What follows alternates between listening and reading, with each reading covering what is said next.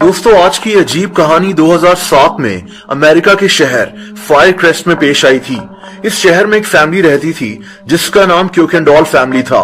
इस फैमिली में एक 16 साल लड़की भी थी जिसका नाम कॉर्टनी था।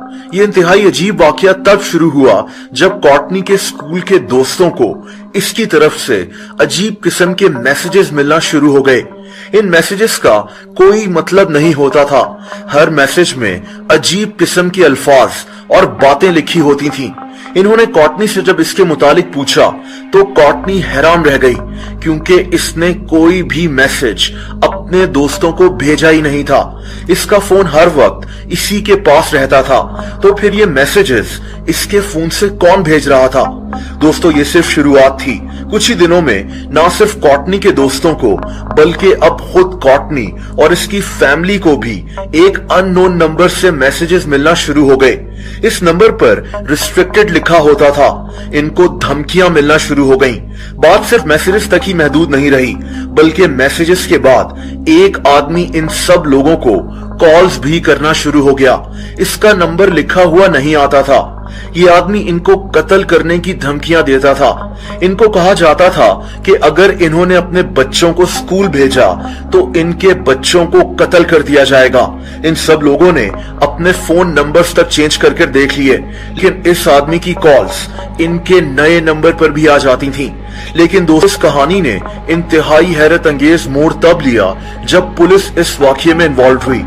पुलिस ने जब इस नंबर को ट्रेस करने की कोशिश की तो इंतहाई हैरत अंगेज बात सामने आई।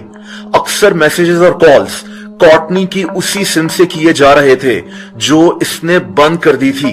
यानी इसका वो नंबर बंद हुआ था और उसी नंबर से लोगों को धमकियां दी जा रही थीं। दोस्तों, और फिर इस कहानी ने एक और इंतहाई अजीब मोड़ ले लिया। अब मैसेजेस और कॉल्स के अलावा वो आदमी जो ये सब कर रहा था वो इनके घर के अंदर नजर रखना शुरू हो गया। इस अजीब आदमी को ये तक पता होता था कि इस फैमिली ने आज क्या पकाया है, कैसे कपड़े पहने हुए हैं और ये लोग अपने घर में इस वक्त क्या कर रहे हैं। ऐसा लग रहा था जैसे ये आदमी इनके घर के अंदर ही मौजूद है और इनकी हर हरकत पर नजर रखे हुए है। यहाँ तक कि ये जो बातें अपने घर में करते थे, अक्सर उन बातों की रिकॉर्डिंग्स इनको वॉइस मेल के थ्रू भेजी जाती थीं। दोस्तों, पुलिस की समझ में कुछ नहीं आ रहा था कि ये कैसे हो सकता है। इन लोगों ने इस फैमिली के घर की मुकम्मल तौर पर तलाशी ले ली, लेकिन वहां से कुछ नहीं मिला। अब यहाँ सबसे पहला शक 16 साल कॉर्टनी पर ही जाता था। इसके माँ बाप ने कॉर्टनी से इसका नया फोन वापस ले लिया।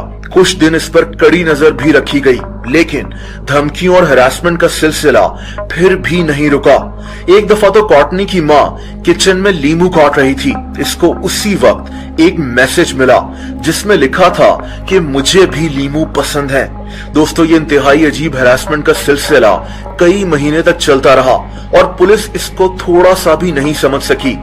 ये नाकाबिले यकीन बात थी। या तो इन सब के फोन्स हैक हो चुके थे या फिर कोई और चक्कर था।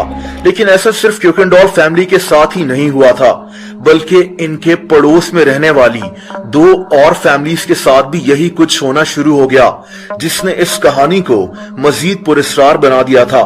ये केस और वो पुरस्कार आदमी बेहद मशहूर हो गए थे, लेकिन कई महीने तक ये सिलसिला चलने के बाद आखिरकार वो कॉल्स और मैसेजेस आना बंद हो गए। ये कोई हैकर था जिसने इनके फोन हैक कर लिए थे या फिर बात कुछ और थी। बहरहाल ये इंतहाई खतरनाक बात थी कि इनके घर के अंदर इनकी हर हरकत पर कोई नजर रखे हुए था। ये अजीब केस आज भी अनसॉल्व्ड है।